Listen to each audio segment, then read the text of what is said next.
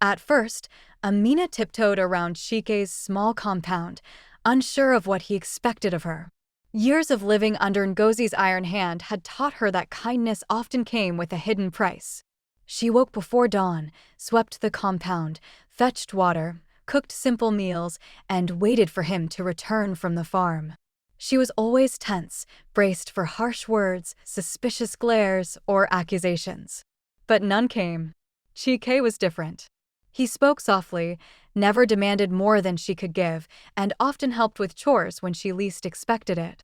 One afternoon, she bent over a pile of cassava roots, struggling to peel them quickly, when his hands appeared beside hers. "You'll hurt yourself rushing like that," he said. She blinked at him, startled.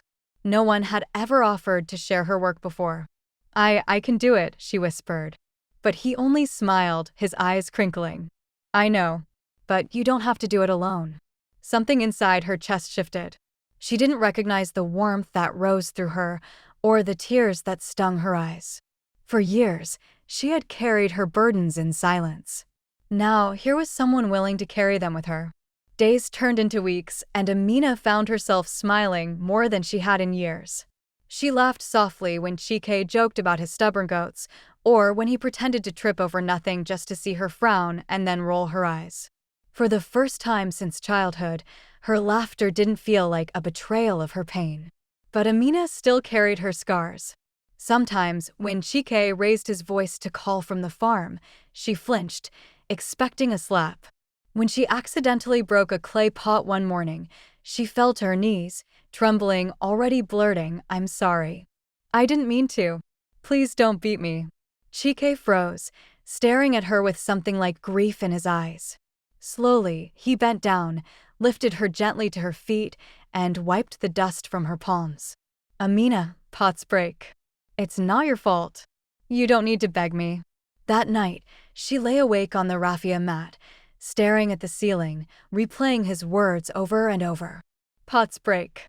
It's not your fault." She hugged herself, whispering silently, as though teaching her heart a new language. "It's not my fault." Still, she couldn't help but wonder about him. Chike worked hard on the farm, yet his demeanor wasn't like that of the other farmers she knew. He carried himself with a quiet confidence, his words measured, his thoughts deep. Sometimes, when he thought she wasn't looking, he would take out a sleek leather notebook, jotting things down in a handwriting too neat, too sophisticated for an ordinary farmer. One evening, as they sat on a wooden bench under the moonlight, he surprised her. "Amina," he began, his tone gentle but serious, "what do you truly want from life?" She looked at him, confused. No one had ever asked her that. For years, her wants hadn't mattered. She opened her mouth, then closed it again. I don't know," she whispered at last. "I just want to be free. To not be afraid." Chike's gaze lingered on her, steady and thoughtful. He nodded slowly, as if tucking her words carefully into his heart. Weeks later, he revealed his truth. It was an ordinary afternoon. Amina had just returned from the stream, a pot balanced gracefully on her head. She entered the compound and froze. Standing in the middle of the yard was a sleek black SUV, its surface gleaming under the sun. Beside it stood two men in fine suits, speaking quietly into earpieces. Amina's eyes widened. Who were they? What were they doing here? Before she could speak, Chike stepped out of the hut, not in his usual faded shirt, but in a crisp white kaftan that shimmered under the light. He looked taller, sharper, his aura transformed. The men in suits straightened immediately, bowing slightly as if awaiting instructions. Amina's mouth went dry. She almost dropped the pot from her head. "Chike, what is going on?" He walked toward her, his eyes warm but steady. "Amina," he said softly, "my name is not just Chike. I am Chike Okafor, the son of Chief Okafor, the billionaire industrialist. For the past 2 years, I have lived here, disguised as a farmer. I wanted to know if there was a woman who would love me for who I am, not for my money. And you have shown me more than I could ever dream of." Amina staggered back, her knees weak. She stared at him, her mind spinning. Billionaire? Chief Okafor's son? The man she cooked yam porridge for? the one who teased her about stubborn goats, was a billionaire? Her lips parted, but no words came. She finally whispered, You lied to me? He shook his head, his voice firm but gentle. I didn't lie. I only showed you the part of me that matters most, the man beneath the wealth. I needed to be sure. And Amina, I am sure now. You are the one. Tears welled in her eyes, spilling down her cheeks. She couldn't believe it. For years, she had been treated like nothing, like a burden unworthy of love. And now, the same girl who slept on the floor was being chosen by a billionaire, not because of riches, but because of her heart. Amina's life transformed overnight.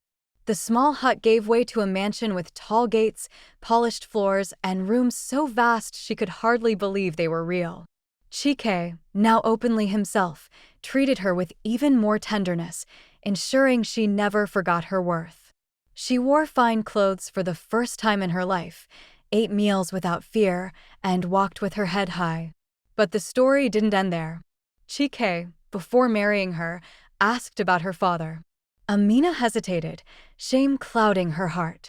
He is in America, she said softly. He left when I was 10. He doesn't know what I went through. Chike's eyes narrowed with determination. Then he will know. Leave it to me. It didn't take long. With his resources, finding Musa was effortless. Within weeks, the man was flown back to Nigeria. When he arrived at the mansion and saw Amina, his eyes filled with tears. She had grown into a woman before his absence-blinded eyes. He reached for her, trembling. My daughter, forgive me. I thought I was giving you a better life. I never knew, his voice broke. But Amina, with tears streaming, hugged him tightly. Baba, you are here now. That is enough. When Musa learned the full truth of what Ngozi had done, the years of maltreatment, the false accusations, the marriage to a man she thought poor, his grief turned to rage. Without hesitation, he divorced Ngozi. The news spread through the village like wildfire. And when Ngozi discovered who Chike truly was, she almost collapsed. A billionaire? The same poor farmer she had mocked and discarded Amina to. She tried to salvage her mistake. She went to Musa, weeping, begging for forgiveness. My husband, I was misled. Let us start again, please, but Musa turned away coldly. You lost that chance the day you sold my daughter like cattle. Ngozi then tried to approach Amina, falling to her knees, clutching the hem of her gown. Amina, my daughter, forgive me. We are family, but Amina stepped back, her voice calm yet firm. You lost the right to call me your daughter.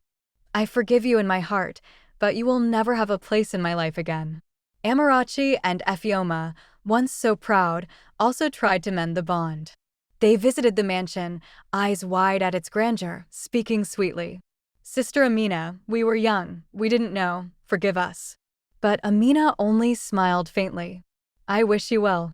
But I cannot forget how you laughed when I cried. She turned away, leaving them standing awkwardly at the gate. For the first time in her life, Amina was free. She had a husband who loved her truly, a father who had returned to stand by her side, and a new life built not on fear, but on dignity. The girl who once slept on a thin mattress on the floor had risen to a place her stepmother never imagined possible. Amina stood on the balcony, the evening breeze brushing against her face. She closed her eyes and whispered softly, Mama, I made it. I am no longer afraid. Chike stepped beside her, sliding his hand gently into hers, his warmth steady and reassuring. Below them, her father's voice carried across the compound as he spoke proudly with the staff, no longer weighed down by guilt. For the first time in years, Amina's heart felt light. She was no longer the girl on the floor, she was free.